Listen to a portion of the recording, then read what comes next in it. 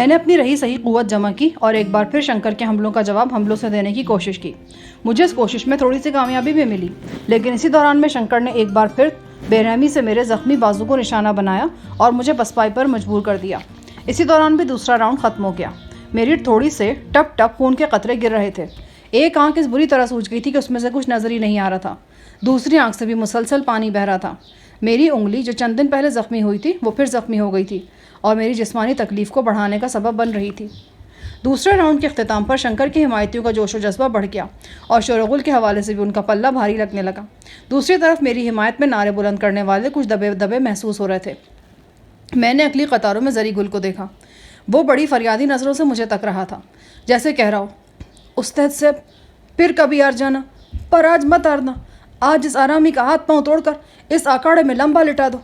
اگر آج تم ایسا نہ کر سکا نا تو ہمارا کلیجہ دکھ سے پٹ جائے گا اور ہمارا سر شرمندگی کا سبب ہمارا پاؤں سے جا لگے گا۔ پھر میری نگاہ عالم قریشی پر پڑی۔ وہ بھی حسرت، مایوسی اور پریشانی کی تصویر نظر آتا تھا۔ میں نے اپنی بچی کھچی قوت جمع کی اور اپنی تمام تر ہمت کو بروئے کار لاتے ہوئے تیسرے راؤنڈ کے لیے شنکر کے مقابل آ گیا۔ شنکر نے اپنی تمام تر توجہ ہر طرف سے ہٹا کر صرف اور صرف میرے زخمی بازو پر مرکوز کر دی تھی۔ وہ مسلسل بازو کو نشانہ بنا رہا تھا اور مجھے سنبھلنے کا کوئی موقع نہیں دے رہا تھا۔ اب تک شنکر سے درجنوں بار میرا آمنا سامنا ہوا تھا، لیکن بے بسی کی ایسی صورتحال پہلے کبھی پیدا نہیں ہوئی تھی۔ میں نے محسوس کیا کہ میں ہار رہا ہوں۔ میں نے سنبھلنے کی بہت کوشش کی، لیکن اندازہ ہو رہا تھا کہ سنبھلنے کا وقت گزر چکا ہے۔ 1 منٹ کے اندر اندر میرے جسم کا ہر حصہ شنکر کی فولادی ضربوں کی زد میں آ گیا۔ قوت سماعت متاثر ہو رہی تھی۔ اپنے پرستاروں کی آوازیں جیسے کہیں بہت دور سے میرے کانوں تک پہنچ رہی تھیں۔ ان آوازوں میں اب جوش سے زیادہ کرب کی کیفیت تھی۔ مجھے لگا جیسے میرے جبڑے کی ہڈی ٹوٹ چکی ہے اور نچلا ہونٹ شنکر کی طوفانی ضربوں سے کٹ کر لٹک گیا ہے۔ انسان کی قوت برداشت کی ایک حد ہوتی ہے اور وہ اس سے آگے نہیں جا سکتا۔ میں بھی نہیں جا سکتا تھا۔ ڈوبتے ذہن اور تاریک ہوتے حواس کے ساتھ میں نے خود کو تسلی دینے کی کوشش کی۔ اب آخری راؤنڈ کے چند منٹ آخری باقی تھے۔ آنکھوں میں بھر جانے والے خون کے سبب میری نگاہ کام نہیں کر رہی تھی۔ بایاں بازو جیسے جسم کے ساتھ ہی نہیں تھا۔ آخری کوشش کے طور پر میں نے شنکر کو سینے پر ضرب لگانے کی کوشش کی۔ میرے پاؤں کا بالائی حصہ قوت کے ساتھ شنکر کے سینے پر پسلیوں کے درمیان ٹکرایا۔ شنکر تکلیف سے دوہرا ہو گیا۔ میں نے گدی کی طرف اس کی گردن دبوچی۔ میرے حمایتیوں کی دم توڑتی آوازیں ایک بار پھر بلند ہوئیں۔ ان سینکڑوں آوازوں میں بھی زری گل کی چیختی اور روتی ہوئی آواز میں نے الگ سے پہچانی۔ اپنے خوچنکا جسم کی رہی صحیح توانائی کو جمع کر کے میں نے پورا زور لگایا اور شنکر کو نیچے جھکانا چاہا۔ اگر وہ فرش پر اوندھے منہ گر جاتا تو میں اس قابل ہو جاتا کہ اس کی گردن پر اپنا مخصوص داؤ لگا سکتا۔ کامیابی کا امکان 100 میں سے 5-10 سے زیادہ نہیں تھا، مگر میں ہارنے سے پہلے ہارنا نہیں چاہتا تھا۔ میں نے اپنے جسم کا سارا وزن شنکر کی گردن پر ڈال دیا، لیکن اس لڑائی کا فیصلہ شاید 3-4 منٹ پہلے ہی ہو چکا تھا۔ شنکر جیسے سخت جان کو فرش تک لانے کے لیے جو قوت درکار تھی وہ اب میرے رگو پے میں نہیں تھی۔ فرش تک پہنچنے سے پہلے ہی وہ تڑپ کر میری گرفت سے نکل گیا۔ میرے لہو لہان چہرے پر چند مزید اندھا دھند ضربیں لگیں اور میں رسوں پر جا پڑا۔ شنکر مجھے ناک آؤٹ کرنے کی کوشش میں تھا۔ میں نے شنکر کو اس آخری کامیابی سے محروم رکھنے کے لیے اپنا چہرہ دونوں بازوؤں میں چھپا لیا۔ آخری چند سیکنڈ تک اپنے پاؤں پر کھڑا رہنے کے لیے میں نے اپنے بدن کے ریزے ریزے سے توانائی کشید کر کے اپنی پنڈلیوں اور گھٹنوں میں جمع کر لی۔ آخر گھنٹی کی آواز میرے کانوں میں پڑی۔ میرا ذہن تاریکیوں میں ڈوب رہا تھا۔ میں نے محسوس کیا کہ ریفری اور دیگر افراد بپھرے ہوئے شنکر کو مجھ سے کھینچ کر دور لے جا رہے ہیں۔ وہ گلا پھاڑ پھاڑ کر چیخ رہا تھا اور اپنے دل کی بھڑاس نکال رہا تھا۔ وہ میری ٹانگ کو گرفت میں لینے کی کوشش بھی کر رہا تھا۔ رنگ کے اندر آ کر مجھے سب سے پہلے سہارا دینے والوں میں قریشی اور زری گل شامل تھے۔ جن لوگوں نے شنکر کی جیت پر شرطیں بدی تھیں ان کی خوشی دیدنی تھی۔ وہ چیخ چیخ کر آسمان سر پر اٹھا رہے تھے۔ جب میں ڈریسنگ روم کی طرف جا رہا تھا تو میری دھندلائی ہوئی نگاہ ایک ہجوم پر پڑی۔ یہ ہجوم خوشی سے ناچ رہا تھا۔ ہجوم میں سے ہی کچھ لوگوں نے شنکر کو بھی کندھوں پر اٹھایا ہوا تھا۔ شنکر جیت چکا تھا، یا شاید اس کی عیار صفاقی جیت چکی تھی۔ اگلے 3-4 روز میں نے منورہ کے بوم کلب میں ہی گزارے تھے۔ شکست ایک اٹل حقیقت ہے اور میں نے اسے تسلیم کیا تھا، لیکن ذہن کسی طور مطمئن نہیں ہو رہا تھا۔ میرے ساتھی میرے اندر مچی ہلچل سے آگاہ تھے۔ مجھے تسلی تشفی دینے کے حوالے سے غزالہ کا کردار اہم ترین تھا۔ میں اس کی دانائی اور نفسیات دانی کا قائل ہو گیا تھا۔ پچھلے 3-4 دنوں میں اس نے اتنی محبت اور اپنائیت سے میرے زخموں پر مرہم رکھا کہ میں دل میں اش کر اٹھا۔ اب بھی ناشتے سے پہلے وہ میرے پاس ہی بیٹھی ہوئی تھی۔ میرے زخمی بازو پر پلاسٹر چڑھا تھا۔ غزالہ نے میرا زخمی ہاتھ اپنے نرم و نازک ہاتھ میں تھام لیا اور بولی، یاد ہے ایک بار آپ ہی نے کہا تھا کہ لڑے بغیر ہارنے سے لڑ کر ہارنا کہیں بہتر ہوتا ہے۔ اپنی ہمت کے مطابق مزاحمت کرنا چاہیے اور پھر قدرت کے فیصلے پر راضی ہونا چاہیے۔ تو میں کب اپنے کہے سے مکر رہا ہوں؟ لیکن آپ کے چہرے کی چمک کب واپس آئے گی جناب؟ جبڑا ٹوٹتے ٹوٹتے بچا ہے، مزید بھی ٹوٹ پھوٹ ہوئی ہے۔ پہلے ڈنٹنگ ہوئی، پھر پینٹنگ، پالش تو آخر میں ہوگی نا، اور چمک دمک تو پالش کے بعد ہی آتی ہے۔ آپ دل کی بات مجھ سے چھپا نہیں سکتے، زبان سے آپ کچھ بھی کہیں، لیکن آپ کے دل میں اس واقعے کا ملال ضرور ہے۔ تم زیادہ غیبدان بننے کی کوشش نہ کرو، میں بالکل ٹھیک ہوں۔ دیکھیے شاہ جہاں، اب آپ مجھ سے کچھ چھپاتے بھی ہیں نا تو مجھے گڑبڑ لگتی ہے۔ کیا مطلب؟ آپ شنکر کی طرف بھی چوری چھپے گئے تھے نا؟ اگر مجھے بتا کر جاتے تو میں مسلح بچھا کر بیٹھ جاتی، اور جب تک آپ واپس نہ آتے میں بیٹھی رہتی۔ دعاؤں میں بڑا اثر ہوتا ہے۔ ٹھیک ہے، اگلی دفعہ بتا کر جاؤں گا۔ وہ ایک دم سنجیدہ ہو گئی۔ نہیں شاہ جہاں، اب نہیں، اب آپ ایسا کوئی کام نہیں کریں گے، پلیز میری بات مان لیں، بہت ہو چکا اب۔ ٹھیک ہے بھائی، جیسا تم کہتی ہو۔ کیا کہتی ہوں؟ یہی کہ شنکر کے چکر میں نہ پڑو، اب یہ چیپٹر کلوز کر دو۔ اور کیا کہتی ہوں؟ اور یہ کیا اس حرامی سے میرا حساب اب برابر ہو گیا ہے۔ روجا پور میں نے اس کی ٹانگ توڑ کر اسے ہرایا تھا، اور یہاں لنڈن کے کسینوں میں اس نے مجھے ہرا دیا۔ فنش؟ نہیں شاہ جہاں، بات صرف شنکر کی نہیں، میں چاہتی ہوں کہ آپ یہ ڈگر ہی چھوڑ دیں۔ اب ہمیں کچھ اپنے لیے بھی جینا چاہیے۔ یہ مار دھاڑ، یہ خون خرابہ، یہ بارود اور زخم، میرا دم گھٹتا ان چیزوں سے۔ اب ہمیں کچھ لینا دینا نہیں ان باتوں سے، بس کہیں دور چلیں، کہیں بہت دور۔ آپ مجھ سے وعدہ کریں شاہ جہاں، اب آپ وہی کریں گے جو میں کہوں گی۔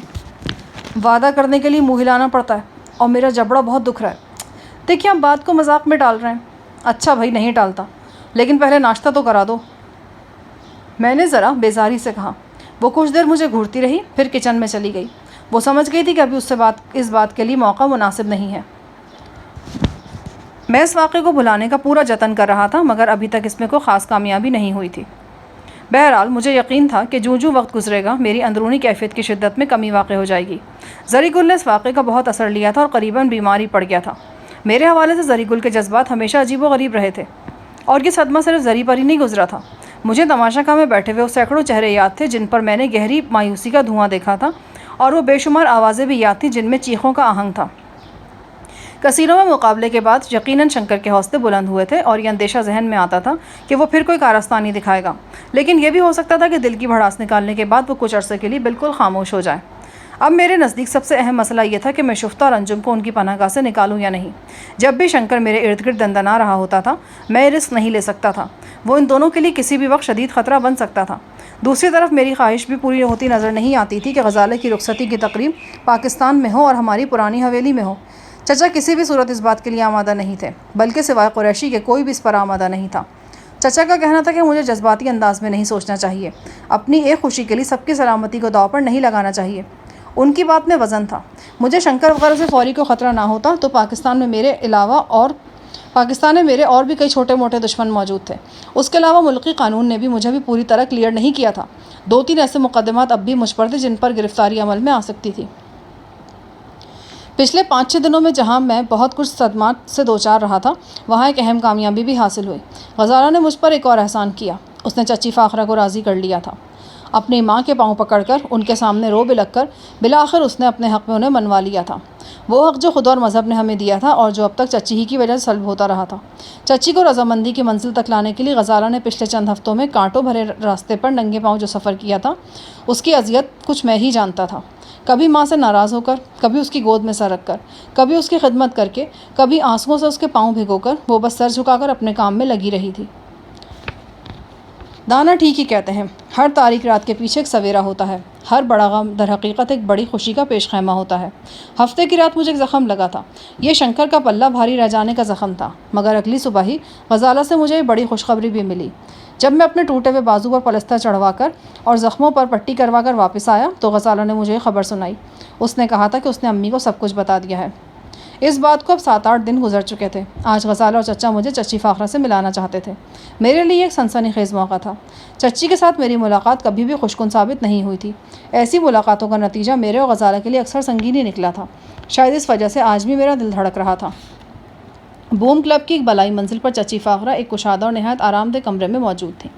کمرے کو مکمل طور پر ساؤنڈ پروف بنایا گیا تھا اور اسپتال کے کمرے کی سی شکل دے دی گئی تھی۔ ایک سینئر پاکستانی ڈاکٹر اور ایک نرس ہمہ وقت چچی کے پاس موجود رہتے تھے۔ ہم کمرے تک پہنچے تو چچا باہر ہی رہے۔ میں اور غزالہ اندر گئے۔ چچی کافی کمزور ہو چکی تھی۔ چہرے پر غضب کی سرخی کی جگہ عاجز سی زردی تھی، آنکھوں میں چمک کی جگہ نحیف سی دھندلاہٹ تھی۔ ان کی شخصیت کی کرختگی اور مزاج کا کھردراپن بیماری کے ریلے میں بھیگ کر نرم اور ہلکا پڑ گیا تھا۔ میں سلام کر کے ان کے قریب بیٹھ گیا۔ ان کے دونوں ہاتھ اپنے ہاتھوں میں تھام کر میں نے اپنا سر ان کے کندھے سے لگا دیا۔ وہ کچھ دیر تو بے حرکت بیٹھی رہیں، پھر انہوں نے آہستگی سے اپنا ایک ہاتھ میرے رخسار پر رکھ دیا۔ جیتے رہو، انہوں نے ہولے سے دعا دی۔ میری آنکھوں سے 2 گرم آنسو نکلے اور چچی کے کندھے میں جذب ہو گئے۔ مجھے لگا برسوں پہلے مجھے اور شفتہ کو گرم چمٹے سے داغنے کے بعد چچی نے آج میری اذیت محسوس کی ہے۔ میں نے اپنا سر چچی کے کندھے سے لگائے رکھا۔ چچی کا ہاتھ میرے رخسار پر دھرا رہا۔ غزالہ نے سسکیاں لیتے ہوئے اپنا سر اپنی ماں کی گود میں رکھ دیا۔ چچی نے دوسرا ہاتھ غزالہ کے سر کی طرف بڑھا دیا۔ شگفتہ کہاں ہے؟ وہ بھی جلد آپ کے پاس ہوگی۔ تم نے اس کا رشتہ کر دیا اور ہمیں معلوم تک نہ ہوا۔ میں کہنا چاہتا تھا کہ میرا گناہ تو معمولی ہے، آپ نے تو رشتے کے نام پر میری بچپن کی محبت کو عیاش شیخ کے حوالے کر دیا اور مجھے خبر تک نہ ہونے دی۔ لیکن میں یہ بات کہہ نہیں سکتا تھا۔ اگر میں یہ بات کہتا تو یہ بیمار چچی کو تکلیف دینے والی بات ہوتی۔ میں نے بس اتنا کہا، میں اس بات کے لیے آپ سے معافی چاہتا ہوں۔ کچھ دیر تک چچی کے پاس بیٹھنے کے بعد میں اور غزالہ باہر آ گئے۔ میں اپنی موجودگی سے چچی کو زیادہ دیر تک بے چین نہیں رکھنا چاہتا تھا۔ میں جانتا تھا کہ وہ بے چین ہے۔ ہم چچا کے کمرے سے سامنے سے گزرے تو انہوں نے کہا، کہاں جا رہے ہو تم؟ ادھر آؤ۔ میں اور غزالہ چچا کے کمرے میں داخل ہوئے۔ چچا نے کہا، ڈاکٹر صاحبہ، میں نے تمہیں نہیں بلایا، اپنے داماد سے بات کرنا چاہتا ہوں۔ سوری ابو۔ غزالہ جھینپ کر آگے بڑھ گئی۔ میں چچا کے سامنے صوفے پر جا بیٹھا۔ چچا نے چچی سے ملاقات کا احوال پوچھا۔ کچھ دیر رسمی گفتگو ہوئی، پھر وہ اصل موضوع پر آ گئے۔ شاہ جہان، میں نے 2 چھوٹے چھوٹے بنگلوں کا انتظام کر لیا ہے۔ دونوں کے درمیان بمشکل 1 کلومیٹر فاصلہ ہوگا۔ بے حد محفوظ اور پرسکون جگہ ہے۔ 2 بنگلے؟ پر کس لیے؟ ایک میں ہم رہیں گے، دوسرے میں تم اور غزالہ۔ مطلب یہ کہ ایک رہائش گاہ غزالہ کے میکے کے طور پر استعمال میں ہوگی، دوسری سسرال کے طور پر۔ آپ خواہ خرچہ کریں چچا۔ کوئی خرچہ نہیں ہے، میرے بس میں ہوتا نا تو یہ تقریب اتنی دھوم دھام سے کرتا کہ اپنی پونجی کے آخری پائی تک لٹا دیتا، لیکن تم جانتے ہو بے شمار مجبوریاں ہمارے راستے کی رکاوٹ ہیں۔ میں نے غزالہ سے پوچھا تھا، تمہارے بازو کا پلستر اگلے ہفتے کے آخر تک اتر جائے گا، تمہارا کیا خیال ہے؟ اس سے اگلے ہفتے کی تاریخ رکھ لیں؟ میں چچا کو مسلسل ٹال رہا تھا، پر اب ٹالنا ممکن نہیں تھا۔ ان کی بھی بے شمار مجبوریاں تھیں۔ آپ جو دن مناسب سمجھے رکھ لیں، میں تیار ہوں۔ چچا کی آنکھوں میں آنسو چمک گئے۔ انہوں نے بیٹھے بیٹھے مجھے گلے لگا لیا۔ 10-12 روز بعد میں بنگلے میں تھا۔ یہ بنگلہ ایکسینٹ ٹاؤن کے علاقے میں واقع تھا۔ بڑی پرسکون جگہ تھی۔ یہاں زیادہ تر ملازمت پیشہ افراد درمیانے سائز کے گھروں اور فلیٹس وغیرہ میں رہتے تھے۔ انٹیریئر پاکستانی بھی دکھائی دیتے تھے۔ یہ چھوٹا سا بنگلہ صرف 3 کمروں اور ایک کچن پر مشتمل تھا۔ تعمیر مکمل طور پر لکڑی کی تھی۔ میرے علاوہ زری اور مومل بھی یہیں منتقل ہو گئے۔ زری کی طبیعت ابھی بحال نہیں ہوئی تھی۔ وہ مسلسل سر درد کی شکایت کر رہا تھا۔ بلڈ پریشر بھی گاہے بگاہے بڑھ جاتا تھا۔ وہ ہر چیز سے بیزار نظر آ رہا تھا، یہاں تک کہ کئی بار پاکستان سے گلسوم کا فون بھی اٹینڈ نہیں کر رہا تھا۔ مومل کی مخصوص شوخی اور مسکراہٹ بھی نظر نہیں آتی تھی۔ وہ ابھی تک بوکارلو کی موت کے صدمے سے نہیں نکل سکا تھا۔ ٹرسٹ میں کنگ کے سیٹ اپ کو تباہ کرنے کے لیے بوکارلو نے اپنے کمزور جسم سے جس طرح زندگی کو نچوڑا تھا اور داؤ پر لگایا تھا، وہ مومل کے لیے ناقابل فراموش تھا۔ اور صرف مومل ہی کی بات نہیں، ہم سب بھی اس واقعے کے اثر میں ابھی تک تھے۔ میرے بازو کا پلستر اتر چکا تھا۔ اندر سے ایک کمزور سانولا سا بازو برآمد ہوا۔ بازو کی ہڈی 2 جگہ سے ٹوٹی تھی۔ اب ہڈی جڑ چکی تھی، لیکن بازو کی حرکات بحال نہیں ہوئی تھی۔ شام ہوتے ہی ہلکا ہلکا درد بھی ہونے لگتا تھا۔ مجموعی طور پر یہ بے کیف سے دن تھے۔ موسم بھی اچھا تھا۔ غزالہ لوگ دوسرے مکان میں شفٹ ہو چکے تھے۔ یہ بنگلہ نما گھر بھی تقریباً اتنا ہی بڑا تھا، تاہم اس کے ساتھ چھوٹا سا لان بھی تھا۔ غزالہ کوشش کر رہی تھی کہ آفرین چند دن کے لیے انگلینڈ واپس آ جائے۔ وہ چاہتی تھی کوئی سہیلی ہو جو اس کی خوشی میں شرکت کرے۔ شادی کی تاریخ 10-12 دن بعد کی تھی۔ توقع نہیں تھی کہ آفرین اس مختصر وقت میں لنڈن آ سکے گی۔ شام کو میں اور زری کمرے میں بیٹھے تھے۔ وہ ٹھنڈی سانس لے کر بولا، بندہ منصوبے تو بہت بناتا ہے، پر ہوتا وہی ہے جو اوپر والے کو منظور ہوتا ہے۔ میں نے زبردستی مسکراتے ہوئے کہا، تمہارا تو کوئی منصوبہ ادھورا نہیں رہا۔ تم نے گلگت میں گلسوم کو دیکھتے اس کی گود میں ایک بچہ دینے کا منصوبہ بنا لیا تھا۔ اب تمہارا یہ منصوبہ کامیاب ہو چکا ہے اور تم نے اس کا نام اسد رکھا ہوا ہے۔ تمہارا دوسرا منصوبہ لالے سدھیر اور بدر منیر کے ساتھ فلم بنانے کا تھا۔ اب اللہ کے فضل سے تم اس دوسرے منصوبے کو بھی عملی جامہ پہنا سکتے ہو۔ آپ مذاق فرما رہے، پر ام مذاق کا بات نہیں کر رہا، ام آپ کا خانہ آبادی کے بارے میں بات کر رہا ہے جی۔ آپ کی طرح ہمارے دل میں بھی یہی ارمان تھا کہ آپ کا شادی پاکستان میں ہو، بالکل پاکستانی اسٹائل میں۔ ام آپ کی شادی پر ضرورت مندوں اور غیر مستحق لوگوں کے لیے اپنی تجوری کا دروازہ کھول دے۔ تمہارے فقرے میں دیکھو 2 غلطیاں ہیں۔ خیرات غیر مستحق لوگوں کو نہیں، مستحق کو دی جاتی ہے۔ دوسرا، تم نے محاورہ بھی غلط بولا ہے۔ تجوری کا دروازہ نہیں کھولا جاتا، تجوری کا منہ کھولا جاتا ہے۔ بلکہ اس فقرے میں ایک اور غلطی بھی ہے۔ تم نے صرف ایک تجوری کی بات کی ہے، جبکہ تمہارے پاس تو کئی تجوریاں ہیں۔ تمہیں کہنا چاہیے تھا کہ تم تجوریوں کے منہ کھول دو گے۔ اور ٹھیک ہے استاد صاحب، تجوریاں ہی صحیح۔ ہمارا ارمان تھا کہ ہم آپ کی شادی پر اتنا کھانا پکائے کہ قریشی کے ہوتے ہوئے بھی بچ جائے۔ میں نے جملہ مکمل کیا۔ نہیں جناب، ہم چاہتا تھا کہ پورا شہر کا مسکین اور غریب لوگ آپ کی شادی پر کھانا کھائے اور کئی دن تک کھاتا رہے، پر یہ ارمان کئی دوسرے ارمانوں کی طرح ہمارے دل میں ہی رہ گیا۔ خیر، ہم بھی پٹھان کا بچہ ہے، اپنی اس خواہش کو ہم بھولے گا نہیں، کبھی نہ کبھی ضرور پورا کرے گا۔ اسی دوران میں گاڑی کا ہارن سنائی دیا۔ ہمارا خیال ہے آپ کا سسرالی رشتہ دار آیا ہے۔ زری کا اندازہ درست تھا کہ چچا ہی تھے۔ ہم جب سے اس گھر میں منتقل ہوئے تھے وہ یہاں نہیں آئے تھے۔ غالباً وہ دیکھنے کے لیے آئے تھے کہ ہم یہاں کس طرح رہ رہے ہیں۔ غزالہ بھی ساتھ ہی آئی تھی۔ اس کے علاوہ ایک درمیانی عمر کی ملیشین خاتون بھی تھی۔ چچا نے خاتون کے بارے میں بتایا کہ یہ یہاں گھریلو ملازمہ کے فرائض انجام دے گی اور کھانا وغیرہ پکائے گی۔ خاتمہ کی ضرورت ہمیں واقعی شدت سے محسوس ہو رہی تھی۔ میں نے چچا کا شکریہ ادا کیا۔ غزالہ اور چچا گھر کا معائنہ کرنے لگے۔ چچا اسے بتانے لگے، یہ واش روم ہے، یہ بیڈ روم، یہ کچن۔ وہ دیکھ رہی تھی اور کچھ شرمائی بھی نظر آ رہی تھی۔ پھر غالباً اپنی گھبراہٹ دور کرنے کے لیے اس نے ایک ڈاکٹر کا لبادہ اوڑھ دیا۔ آپ کا بازو کیسا ہے اب؟ میں نے بازو اس کے آگے کر دیا۔ وہ معائنہ کرنے لگی، ساتھ ساتھ ہدایات بھی دیتی رہی۔ اس دوران میں چچا نے ملازمہ سے چائے کی فرمائش کی تو غزالہ فوراً اٹھ کھڑی ہوئی۔ چائے میں خود بناتی ہوں۔ میں اور چچا باتیں کرتے رہے۔ زری بھی ہمارے پاس ہی بیٹھا تھا۔ جہاں ہم بیٹھے تھے وہاں سے کچن بھی دکھائی دے رہا تھا۔ باتیں کرتے ہوئے میں کنکھیوں سے کچن کی طرف بھی دیکھ لیتا تھا۔ اپنی اس رہائش گاہ میں غزالہ کو یوں کچن میں مصروف دیکھنا مجھے بہت اچھا لگ رہا تھا۔ غزالہ اور چچا کے آنے سے ذہن پر چھائی ہوئی مردنی اچانک کم ہو گئی تھی۔ پھر میں چونکا۔ کچن میں غزالہ نے ملازمہ کی نظر بچا کر کوئی چیز اپنی اوڑھنی میں چھپائی تھی۔ میں اس شے کی ایک جھلک ہی دیکھ سکا تھا۔ میرے اندازے کے مطابق یہ شام کا اخبار تھا۔ اخبار ابھی تھوڑی دیر پہلے ہی آیا تھا اور زری نے کچن کے کاؤنٹر پر رکھا تھا۔ یہ سوال تیزی سے ذہن میں ابھرا کہ غزالہ نے اخبار کیوں چھپایا ہے؟ کیا اس میں کوئی ایسی خبر تھی جو غزالہ چھپانا چاہتی تھی؟ یہ خبر کیا ہو سکتی تھی؟ میرا ذہن تیزی سے گردش کرنے لگا۔ کچھ دیر بعد ملازمہ چائے کی ٹوالی دھکیلتے ہوئے اندر لے آئی۔ ہم چائے پینے لگے اور ہلکی پھلکی گفتگو بھی ہوتی رہی۔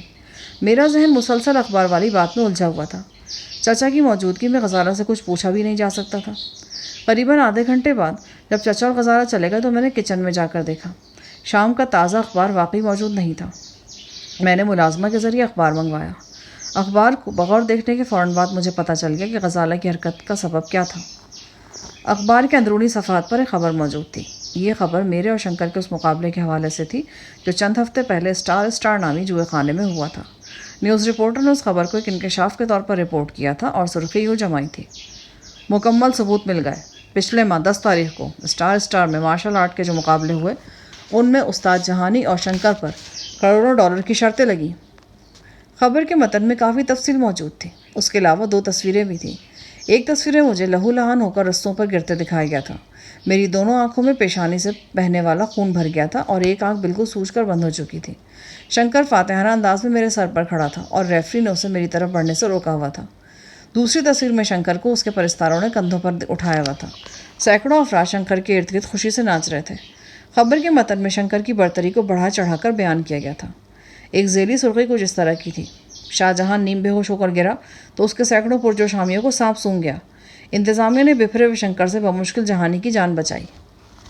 اس خبر کے نیچے 2 کالمی باکس میں ایک اور چھوٹی سی خبر تھی۔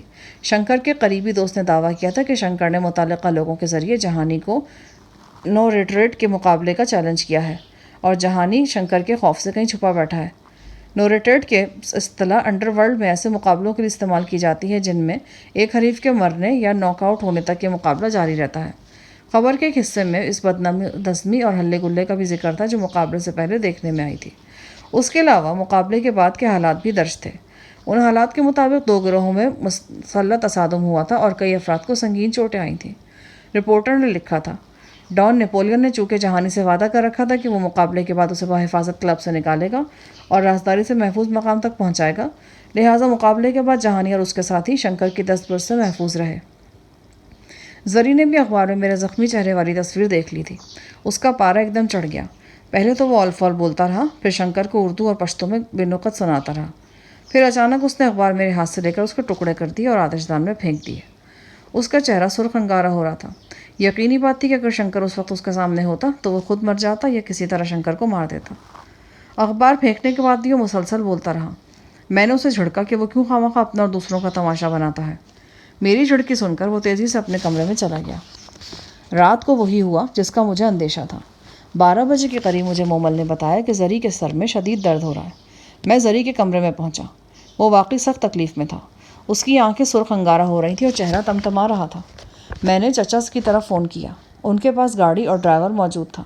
وہ ڈاکٹر کا انتظام کر کے اسے یہاں لا سکتے تھے۔ شومِ قسمت، فون پر چچا سے رابطہ نہیں ہو سکا۔ ہم نے تھوڑی دیر مزید انتظار کیا۔ گھر میں موجود دواؤں سے کام چلانے کی کوشش کی پر کوئی فائدہ نہیں ہوا۔ مجبوراً باہر جانے کا رسک لینا پڑا۔ اب ہم اپنی اصلی شکل و صورت میں تھے۔ گھر کی 4 دیواری سے باہر کسی بھی وقت ہمیں پہچانا جا سکتا تھا۔ ہم ایک ٹیکسی کے ذریعے قریبی کلینک پہنچے۔ یہ ایک پرائیویٹ کلینک تھا اور جدید سہولتوں سے آراستہ تھا۔ زری کل کو ضروری ٹریٹمنٹ دے دی گئی تو وہ بہتر نظر آنے لگا۔ اسے ڈرپ لگائی گئی۔ ڈرپ میں تقریباً 1.5 گھنٹے میں ختم ہونا تھا۔ اس اثنا میں مجھے زری کے پاس ہی بیٹھنا تھا۔ میں نے فون پر مومل کو زری کی خیریت کی اطلاع دے دی تھی۔ میں کلینک میں جس جگہ بیٹھا تھا وہاں چھت تک دیوار گیر شیشہ لگا تھا۔ شیشے کی دوسری جانب رواں دوا ٹریفک تھی۔ ٹریفک کی دوسری طرف ایک نائٹ کلب تھا۔ نائٹ کلب کے شیشوں میں سے ناؤ نوش اور رقص وغیرہ کے مناظر دکھائی دے رہے تھے۔ آرکیسٹرا کسی افریقی گیت کی دھن بجا رہا تھا۔ نہ جانے کیوں یہ دھن سن کر مجھے موریتانیہ کے گھنے جنگل یاد آ گئے اور اس کے ساتھ ہی صفدر اور ویرا کا طوفانی عشق بھی یاد آ گیا۔ کیسے دن تھے وہ! اب تصور کرتا تھا تو حیرت ہوتی تھی۔ اچانک ایک آدمی کو دیکھ کر میں بری طرح چونکا۔ وہ لمبا تڑنگا مضبوط جسم کا مالک آدمی ہاتھ میں جام لیے ایک میز پر بیٹھا۔ اس کے سر پر ہیٹ تھی۔ پھر بھی میں اس کا چہرہ دیکھنے میں کامیاب رہا۔ وہ پاشا تھا، ہارون پاشا۔ اس نے پچھلے چند مہینوں میں میرے پسینے پر خون بہایا تھا اور دوستی کا حق ادا کر دیا تھا۔ دی ہوم ٹرسٹ میں پاشا کہیں کھو گیا تھا، ہم سے جدا ہو گیا تھا۔ ہم نے اسے بہت ڈھونڈا لیکن کچھ حاصل نہیں ہوا تھا۔ کبھی کبھی ذہن میں یہ روح فرسا خیال بھی آتا تھا کہ شاید علی احمد کے ساتھ ساتھ وہ بھی ٹرسٹ کے جبر کا شکار ہو چکا ہے۔ آج 2-3 ماہ بعد اسے دیکھ کر دل شاد ہو گیا۔ اس سے پہلے کہ میں زری کے پاس سے اٹھتا اور سڑک پار کر کے پاشا تک پہنچتا، مجھے ٹھٹک کر رک جانا پڑا۔ نہایت مختصر لباس میں ایک لڑکی اپنے جسم کی چکا چوند سے نگاہوں کو خیرہ کرتی سازندوں کے عقب سے برآمد ہوئی اور پاشا کے پاس چلی آئی۔ لڑکی نے اپنے بالائی جسم کو اس قدر نمایاں کر رکھا تھا کہ نگاہ اٹک کر رہ جاتی تھی۔ لڑکی کو دیکھ کر پاشا اپنی جگہ سے اٹھ کھڑا ہوا۔ لڑکی نے بلا تکلف پاشا کو چوما اور پھر اسے دھکیلتی ہوئی دیوار تک لے گئی۔ وہ اسے لپٹ گئی اور وارفتگی کا مظاہرہ کرنے لگی۔ پاشا لمبا تڑنگا تھا لیکن لڑکی بھی کچھ کم لمبی تڑنگی نہیں تھی۔ میں نے لڑکی کو پہچان لیا اور اس کے ساتھ ہی میرے بدن میں سنسنی کی لہر دوڑ گئی۔ میں اس اٹیلین لڑکی کو کئی بار شنکر کے ساتھ دیکھ چکا تھا۔ ایک طرح سے یہ شنکر کی رکھیل بھی تھی۔ یہ بہت بڑے تاجر کی بیٹی تھی۔ ہیرو کا یہ تاجر اپنی بیٹی کے عشق کے ہاتھوں عاجز ہو چکا تھا اور اس نے بیٹی کو اس کے حال پر چھوڑ دیا تھا۔ یہ لڑکی شنکر کی بے دام کنیز تھی۔ شنکر چند سال پہلے تک اسے ہر جگہ ساتھ ساتھ لیے پھرتا تھا۔ وہ اس پر پہلے جیسی توجہ تو اب نہیں دیتا تھا لیکن اس کے باوجود وہ شنکر کی وفادار تھی۔ جین نامی اس لڑکی کو پاشا کے ساتھ دیکھ کر میں سمجھ گیا کہ پاشا شنکر کی نگاہ میں ہے۔ اب اگر میں پاشا سے ملتا تو اس کا مطلب تھا کہ میں اپنے چچا اور غزالہ غرہ کے لیے خطرہ پیدا کر دیتا۔ ہم سب ایک نازک وقت سے گزر رہے تھے۔ ایسے میں رسک لینا ٹھیک نہیں تھا۔ چند سیکنڈ کے اندر اندر میں نے اٹھنے اور پاشا تک پہنچنے کا ارادہ ملتوی کر دیا۔ میں وہیں بیٹھا اپنے باہمت دوست کو پاشا کی داشتہ کے ساتھ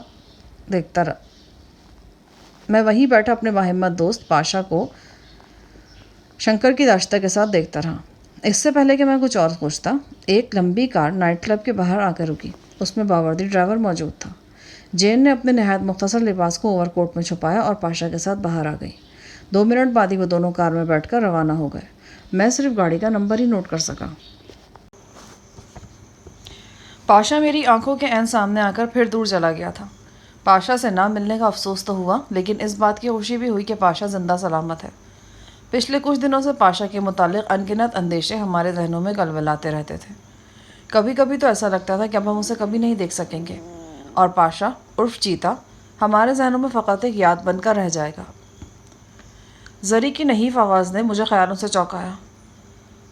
ہم کو بہت تیز پیشاب آ رہا ہے استاد صاحب، یوں لگتا ہے ہمارا میزانیہ پٹ جائے گا۔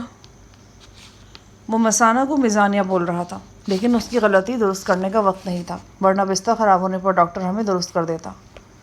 میں نے گلوکوز کا بیگ اسٹینڈ سے اتار کر ہاتھ میں لیا اور زری کو سہارا دے کر باتھ روم کی طرف لے گیا۔ جب ہم باتھ روم میں داخل ہو رہے تھے تو باتھ روم کے دروازے کے ساتھ صوفے پر پھر وہی اخبار پڑا نظر آیا جو میں نے آج شام گھر میں دیکھا تھا اور جسے غزالہ نے میری نظروں سے اوجھل کرنے کی ناکام کوشش کی تھی۔ اخبار کے گوشے میں میری لہو لہان تصویر بھی نظر آ رہی تھی۔ میں نے کوشش کی کہ اخبار پر زری کی نظر نہ پڑ سکے۔ یہ کوشش کامیاب رہی۔ دوسری صورت میں زری کا بلڈ پریشر کچھ اور بھی لمبی چھلانگ لگا سکتا تھا۔ یہ چوتھے پانچویں روز کی بات ہے۔ میں اور زری گل گھر پر تھے۔ مومل اپنے کمرے میں سویا ہوا تھا۔ لندن کے بے ڈھنگ کے موسم کی وہی چال تھی، فضا دھند آلود، ہلکی ہلکی بارش جو زندگی کو بے رنگ کر کے رکھ دیتی ہے۔ کل شام ہی لاہور سے آفرین کا فون آیا تھا۔ وہ تقریب میں شرکت کے لیے لندن نہیں آ سکتی تھی۔ دور پار کے جن دو عزیزوں نے ہمارے نکاح کی تقریب میں شرکت کی تھی انہوں نے بھی آنے سے معذرت کر رکھی تھی۔ اس کا مطلب تھا کہ غزالہ کی رخصتی پر اتنی رونق نہیں ہو سکے گی جتنی نکاح کے موقع پر تھی۔ یہ صورتحال میرے تصور کے مطابق ہرگز نہیں تھی۔ بہرحال یہ خوشی بہت تھی کہ غزالہ مجھے مل رہی ہے۔ میں اس حقیقت کو نظر انداز کر کے ناشکرا نہیں بننا چاہتا تھا۔ ٹھیک ایک ہفتے بعد غزالہ کو میرے گھر آ جانا تھا۔ میں خود کو اس کے تصور میں گم کرنے کی کوشش کر رہا تھا، لیکن شفتہ کا غمزدہ چہرہ بار بار میری نگاہوں میں آ جاتا تھا۔ وہ اداس لہجے میں پوچھتی تھی، بھیا آپ بھی تو میرے ایک بھائی ہیں، ساری زندگی آپ کی خوشی کے سپنے دیکھے تھے، آج وہ خوشی کا موقع آیا لیکن میں آپ سے ہزاروں میل دور ہوں۔ نہ میں نے ہاتھوں پہ مہندی رچائی، نہ رنگ برنگے کپڑے پہنے، نہ سہیلیوں کے ساتھ مل کر آپ کو چھیڑا۔ اس وقت کے لیے میں نے کیا کیا سوچ رکھا تھا، سب کچھ دل میں رہ گیا۔ چلو یہ تو جو ہوا سو ہوا بھیا، لیکن کیا میں ہمیشہ اسی طرح کسی اندھیرے گوشے میں پڑی رہوں گی، اسی طرح ڈر ڈر کر جیتی رہوں گی، ہر آہٹ پر چونکتی رہوں گی؟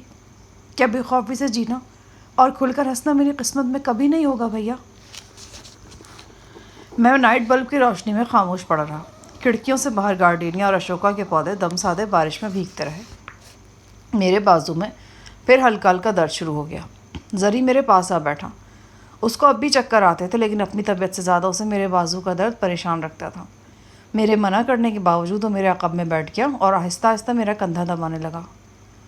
استاد صاحب، اب آپ کو واقعی غزالہ بی بی کا بات ماننا ہوگا۔ اب آپ کو تھوڑا سا اپنے لیے بھی جینا چاہیے۔ آخر کب تک آپ اپنا جانا تیلی پر لی اسی طرح قطروں کے آگے بھاگتا رہے گا؟ اور سوچنے کا بات یہ استاد صاحب کہ ساری بھاگ دوڑ کے سلے میں ہم کو کیا ملا؟ ہم یہ تو نہیں چاہتا تھا کہ ہم کو پھولوں کا ہار ڈالا جائے، ہم کو کاندھوں پر اٹھایا جائے، لیکن ہم کو عزت اور آزادی سے جینے کا موقع تو دیا جاتا۔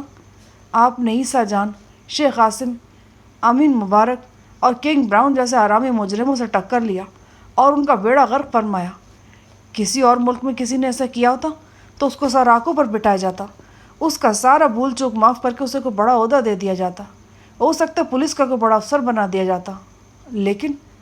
لیکن آپ کو اور ہمارا اب بھی یہ حال ہے کہ ہم مفرور مجرموں کی طرح اپنے ہی وطن سے دور رہنے پر مجبور ہے۔ اپنے پیاروں کی شکلیں نہیں دیکھ سکتا، سر چھپانے کے لیے جگہ ڈھونڈتا پھرتا ہے۔ ہمارا سارا دولت جو ہم نے اپنی محنت سے حاصل کیا تھا وہ بھی ہمارے لیے ایک دم بیکار ہے استاد صاحب۔ خدا کی قسم ہم تو چاہتا ہے کہ کوئی ہم سے سب کچھ لے لے، بس ہم کو پہلے کا سا آزادی دے دے، ایک چھوٹا سا مکان، ایک چھوٹا سا دکان اور 1.5 لاکھ روپیہ اچھے برے وقت کے لیے۔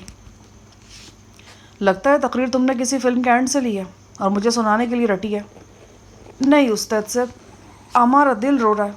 ہم کو شفتہ اور انجم بی بی کا خیال آتا ہے، سائی صاحب کو شہادت کا خیال آتا ہے، صفدر بھائی کی اندھی آنکھوں کا خیال آتا ہے، پھر ہم آپ کے زخمی جسم کو دیکھتے ہیں۔ کیا یہی ہمارا کوششوں کا نتیجہ ہے؟ کولمبو میں ہم کو ایک اخبار کی خبر سے پتہ چلا تھا کہ پاکستان میں اور پاکستان سے باہر ہمارے اوپر مقدمات ہیں۔ اگر ہم عدالتوں میں پیش نہ ہوئے تو ہمارے سارے اساتذہ جات ضبط ہو سکتے ہیں۔ ٹھیک ہے کر لو ضبط۔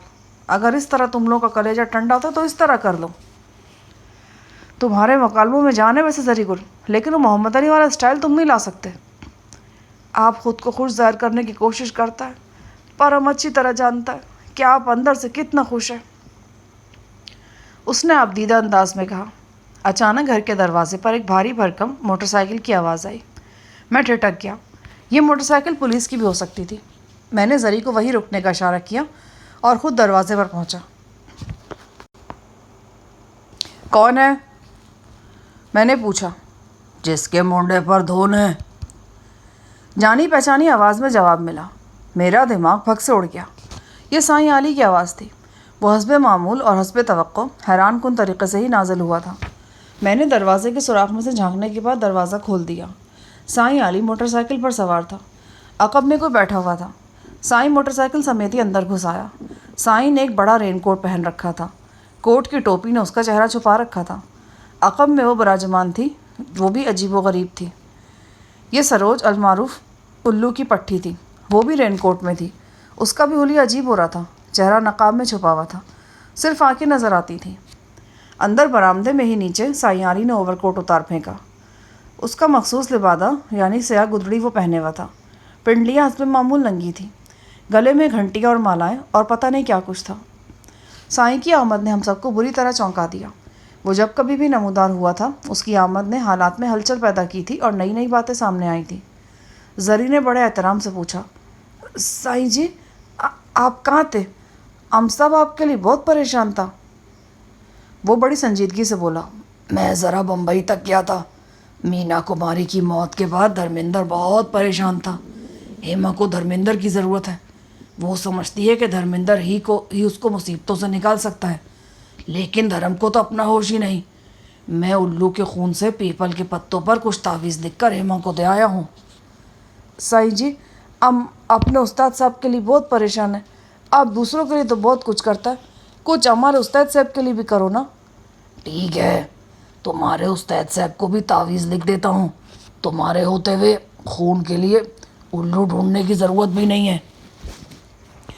زری نے بتی سی نکال دی۔ سائیں آلتی پالتی مار کر زمین پر بیٹھ چکا تھا۔ سروج مؤدب انداز میں اس کے پیچھے کھڑی تھی۔ میں نے سروج کو غور سے دیکھا۔ اسے سینکڑوں بار دیکھا تھا میں نے، لیکن آج میں اسے مختلف نظروں سے دیکھ رہا تھا۔ مجھے معلوم ہوتا کہ سروج اس عورت کی بیٹی ہے جس نے کبھی سائیں علی سے ٹوٹ کر پیار کیا تھا۔ سائیں اور سروج کا اصل رشتہ صرف گرو اور چیلی کا نہیں تھا۔ سائیں کی نگاہیں میرے چہرے پر جمی تھیں۔ وہ اپنی آسیبی آنکھوں سے مجھے بس گھورتا چلا جا رہا تھا۔ میں جانتا ہوں شفیع محمد، جانتا ہوں میں، تجھے پریشانیوں نے گھیر رکھا ہے۔ یہ پریشانیاں اور بڑھ رہی ہیں۔ میں تیرے چاروں طرف گھیرا دیکھ رہا ہوں۔ کیسا گھیرا؟ جنات کا گھیرا۔ ان میں زیادہ تر انگریز جن ہیں۔ شاید تمہیں پتہ نہ ہو، جنات میں بھی انگریز، حبشی اور چینی وغیرہ ہوتے ہیں۔ سائیں کی بات نے مجھے چونکا دیا۔ میرے ذہن میں وسوسہ اٹھا، کہیں ایسا تو نہیں کہ کینٹ والے واقعے کی طرح یہاں بھی پولیس نے مجھے گھیرنا شروع کر دیا ہو۔ سائیں اشارے کنایوں میں اکثر اہم باتیں کہہ جاتا تھا۔ سائیں کی بات سن کر زری گل کا منہ بھی کھلے کا کھلا رہ گیا۔ سائیں نے ہمارے تاثرات نوٹ کرنے کے بعد زور کا قہقہہ لگایا۔ تم دونوں تو پریشان ہو گئے۔ گھبرانے کی کوئی بات نہیں۔ دل مضبوط رکھنے کے لیے میرا نسخہ بڑا مفید ہے۔ کانجی میں چھوٹی مکھی کا شہد اور بعد میں ½ کلو مونگ پھلی چھلکوں سمیت، اور اگر گرمی کا موسم ہو تو پھر گنڈیریاں گائے کے دودھ میں ابال کر چوس لینی چاہیے۔ بھائی بات کہاں سے کہاں چلی گئی۔ میں تمہیں بتا رہا تھا کہ تمہیں گھبرانے کی ضرورت نہیں ہے، میں تمہارے ساتھ یہاں موجود ہوں۔ اب جنات کی پوری فوج بھی آ جائے نا تو میں نپٹ لوں گا۔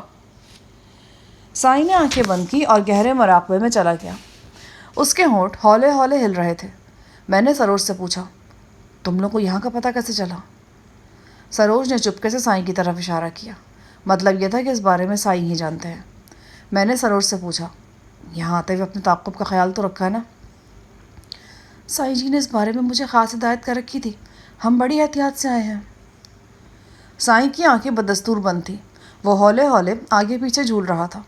اس نے اپنی سرخ آنکھیں کھولیں اور حسب عادت زور سے نعرہ لگایا، دل دھڑکا، دل دھڑکا شفیع محمد کا، ہاں دل دھڑکا۔ اچانک مجھے یاد آیا، منورا دیوی نے مجھے چند روز پہلے سائیں علی کی جو کہانی سنائی تھی، اس میں منورا نے بتایا تھا کہ سائیں علی کا اصل نام شفیع تھا۔ بعد میں وہ شفیع علی اور پھر سائیں علی کہلایا۔ سائیں مجھے ہمیشہ شفیع محمد کہہ کر مخاطب کرتا تھا۔ اس کی وجہ آج تک میری سمجھ میں نہیں آئی تھی۔ میں نے اور صفدر نے کئی بار سائیں علی سے پوچھا بھی تھا، مگر سائیں ایسی باتوں کا جواب اگر سیدھے طریقے سے دے دے تو پھر اسے سائیں علی کون کہے۔